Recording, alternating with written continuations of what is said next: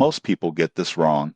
They think CredFast is just another instant loan app. The surprising truth in 2026 is that CredFast has grown into a versatile financial tool, offering quick cash advances, flexible repayment options, and even budgeting insights to help you manage money smarter. Here's how it works. CredFast lets you access a portion of your earned wages before payday, often within hours. This can be a lifesaver for unexpected bills, urgent repairs, or other emergencies without resorting to high-interest credit cards. On top of that, the platform allows certain purchases to be split into manageable installments, helping you avoid overwhelming your monthly budget. The app's interface is intuitive and user-friendly. You can track advances, view upcoming payments, and see spending trends in one place. Push notifications and reminders make it easy to stay on top of repayments, which is key for avoiding late fees and maintaining good financial habits. The downside, overuse can get expensive. Frequent advances or missed payments can quickly add up in fees,